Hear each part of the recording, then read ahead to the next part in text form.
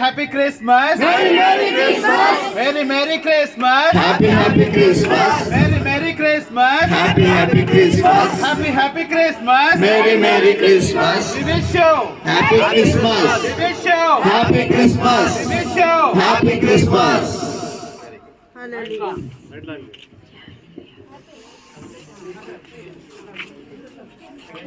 చివరి ప్రార్థనను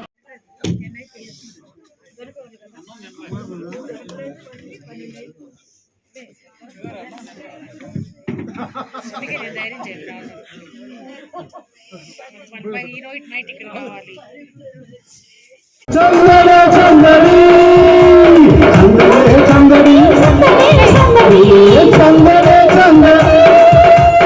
సందడి సందడి సందడి సందడి సందడి సందడి సందడి సందడి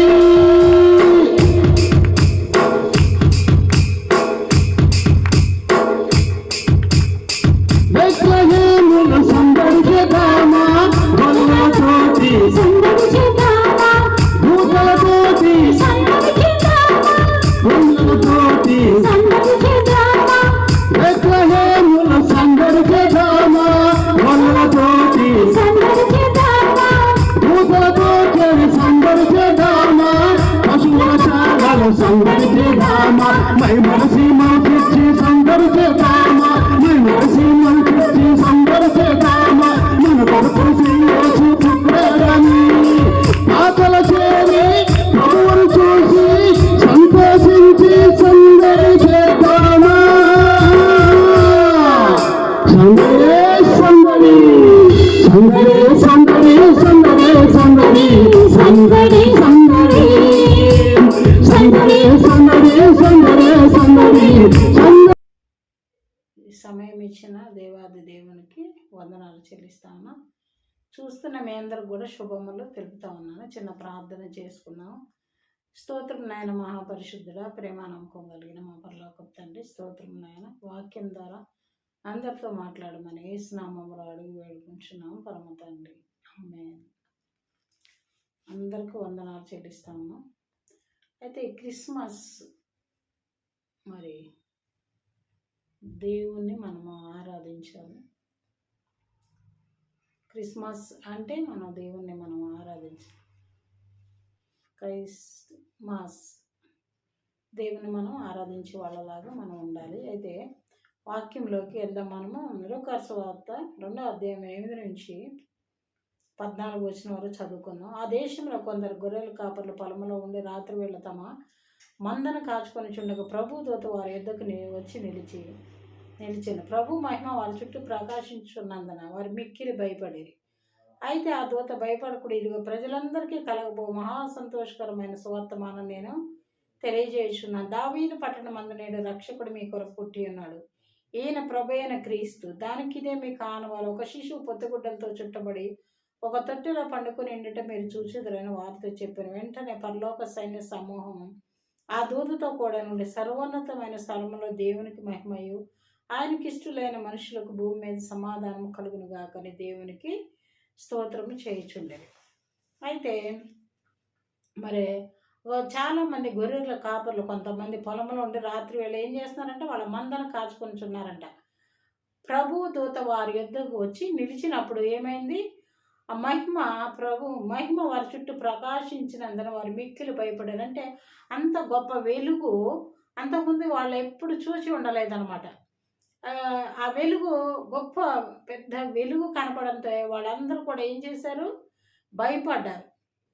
అయితే మొట్టమొదటిసారిగా వాళ్ళు అంత గొప్ప వెలుగును చూశారు కాబట్టి వాళ్ళు ఆ ప్రభు దూత వారి ఎద్దుకు వచ్చి నిలిచారు. ప్రభు మహిమ వారి చుట్టూ ప్రకాశించినందున వారు ఏం చేశారంటే మిక్కిలి భయపడ్డారంట. అయితే ఈ లోకంలో కూడా మరి చాలామంది దేవుడు ఏం చెప్తున్నాడంటే భయపడకూడదు అని చెప్తున్నాడు. మనకి సంవత్సరం 365 రోజులు కూడా ప్రతిరోజు భయపడుతూనే ఉంటాం. అంటే 360 సంవత్సరాలు, లీప్ సంవత్సరం 366 కూడా ఒక సంవత్సరం ఒక నెల వస్తుంది. అయితే ఆ విధంగా మరి భయపడుతూనే ఉంటాం ప్రతిరోజు కూడా. అయితే అందుకే దేవుడు ఏం చెప్తున్నాడంటే భయపడకూడదు అని చెప్తున్నాడు. ఎందుకంటే కొంతమంది ఈ లోకంలో ఉన్న భయాలను బట్టి భయపడుతూ ఉంటారు. ఎందుకంటే కొంతమంది అనారోగ్యమైన భయంతో బాధపడుతారు, కొంతమంది ఆర్థిక పరిస్థితులని భయంతో బాధపడుతూ ఉంటారు, కొంతమంది ఏమో మరి సమస్యలను బట్టి భయపడుతూ ఉంటారు, కొంతమంది ఏమో అనేక కొన్ని పనులను బట్టి కూడా భయపడుతుంటారు. అయితే ఈరోజు దేవుడు అందరితో మాట్లాడుతున్నాడు ఏంటంటే ఈ క్రిస్మస్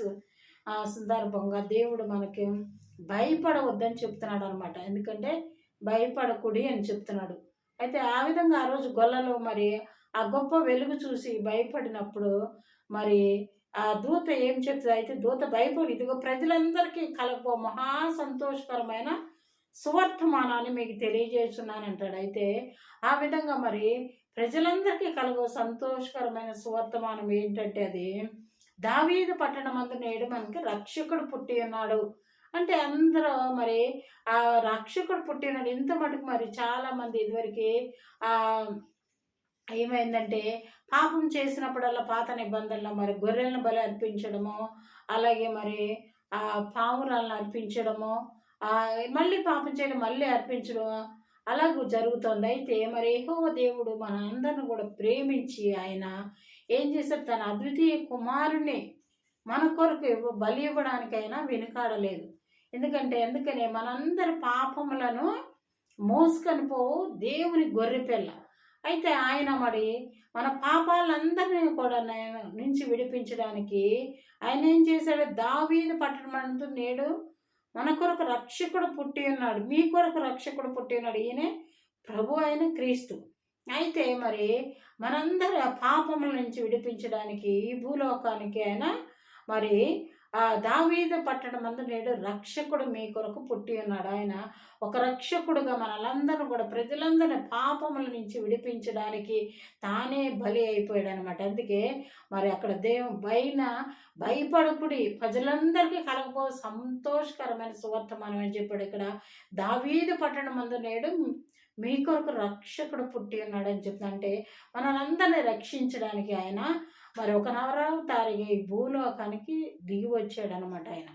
అయితే అయితే ఒక శిశువు పొత్తుగుడ్డలతో చుట్టుబడి ఒక తొట్టిలో పట్టుకుని ఉంటే మీరు చూసిదరని వార్త చెప్పాను. అయితే దూత ఒక శిశువు పొత్తుగుడ్డలు చుట్టబడి మరి అక్కడ పరుండబెట్టి ఉంటాడో చూసిదరని చెప్తారు. వెంటనే పరలోక సైన్య సమూహము దూతతో కూడా నుండి సర్వోన్నతమైన స్థలములో దేవునికి మహిమ, ఆయనకి ఇష్టలైన వారికి భూమి మీద సమాధానం కలుగును గాక అని మరి చెప్పాడు అనమాట. ఆ విధంగా మరి శిశువు పొత్తుగుడ్డలతో చుట్టబడి ఉంటే అక్కడ చూశారు.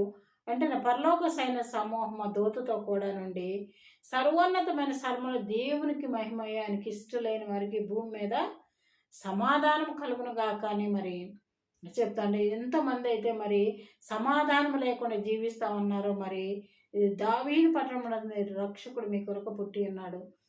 అయితే మరి ఎంతమంది అయితే సమాధానం లేకుండా జీవిస్తున్నారో వాళ్ళందరికీ కూడా దేవుడు మరి సర్వోన్నతమైన స్థలంలో దేవునికి మహిమ, ఆయనకి ఇష్టలైన వారికి భూమి మీద సమాధానము కలుగును గాక అని దేవునికి స్తోత్రం చేయుచున్నారు దేవదూతలు.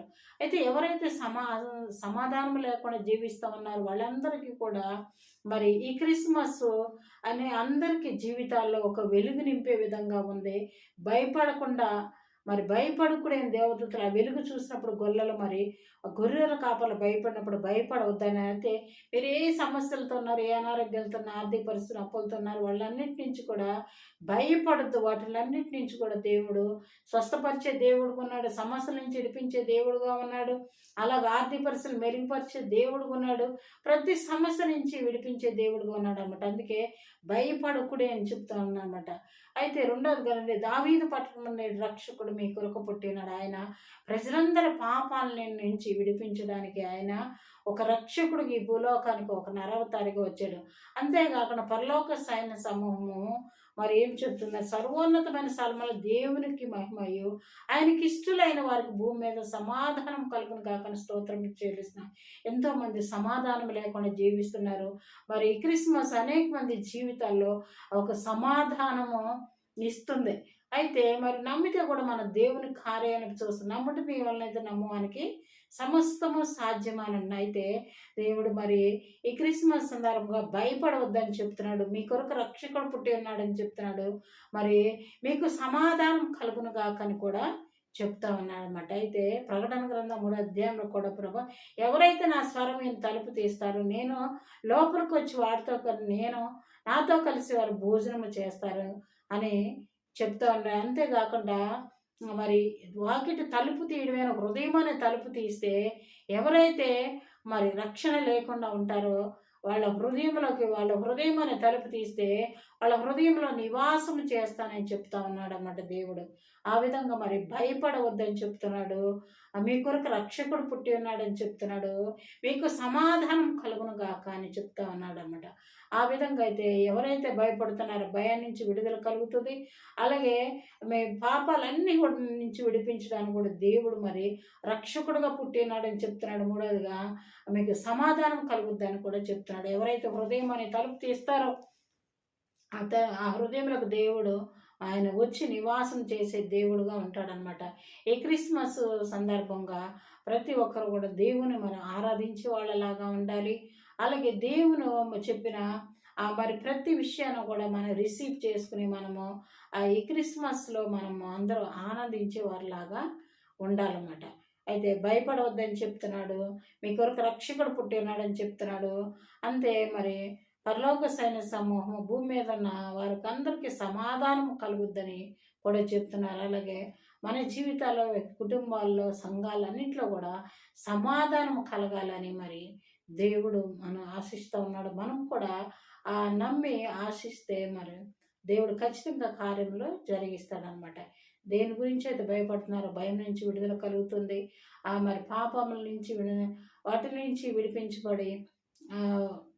విడిపించబడతారు. అంతేకాకుండా సమాధానం లేకుండా సమాధానం కూడా కలుగుతుంది అనమాట. ఎవరైతే హృదయం అనే తలుపు తీస్తే ఆ హృదయంలో మరి దేవుడు ఆయన హృదయం అనే ఆలయంలోకి వచ్చి నివాసము చేస్తాడనమాట. ఆ విధంగా ఈ క్రిస్మస్ మరి అందరికీ సంతోషముగాను ఆనందముగాను దేవుణ్ణి మనం ఆరాధించే వారిలాగా ఉండాలి. ఈ వాక్యం దేవుడు దీవించును గాక. అలాగే చూస్తున్న మీ అందరిలో కూడా దేవుడు మరి ఎవరెవరు వస్తున్నారు ఈ క్రిస్మస్కి అందరూ కూడా సంతోషంగా గడుపుకోవాలని చూస్తున్న ప్రతి బిడ్డను కూడా నైనా మీరు చిన్న ప్రార్థన చేసుకుందాము. అలాగే మా దగ్గర కూడా ప్రతి ఎవరి మంత్ మరి పాస్టర్ల మీటింగ్ జరుగుతుంది. రావాలనుకున్న వాళ్ళు ఆ నెంబర్కి కాల్ చేయొచ్చు. అలాగే మరి ఎవరెవరు వ్యవస్థలో ఉన్నారో వాళ్ళందరి కొరకు ప్రార్థన చేస్తాం. స్తోత్రం నాయన మహాపరిశుద్ధుడా. నాయన ఈ వాక్యం మన హృదయాల భద్రపరిచి నాయన మరి ఫలింప చేయడానికి మీ కృప దయచేయండి ప్రభా. అలాగే నాయన మరి ఇంకా ప్రతి బిడ్డను కూడా మీరు దర్శించండి. ఎవరైతే అనారోగ్యాలతో ఉన్నారో ముట్టి స్వస్థపరచండి. ఎవరైతే దేని గురించి భయపడుతున్నారో వాటి నుంచి విడుదల దయచేయండి ప్రభా. అది నాయన మారు మనసు లేని వాళ్ళకి మారు మనసు రక్షణ భాగ్యాన్ని మీరు దయచేయండి ప్రభా. ఈ క్రిస్మస్కి కుటుంబాల్లో అందరికీ నేను సమృద్ధి దయచేయండి ఆయన. అలాగే ప్రతి కుటుంబంలో నేను సమాధానం కలగడానికి మీ కృప దయచేయమని చేసిన ప్రార్థనలన్నిటికీ ప్రతిఫలం దయచేయమని తండ్రి కుమార పరిశుద్ధాత్మ త్రియేక నామములో నేను అడిగి వేడుకుంటున్నాం పరమ తండ్రి. ఆమేన్.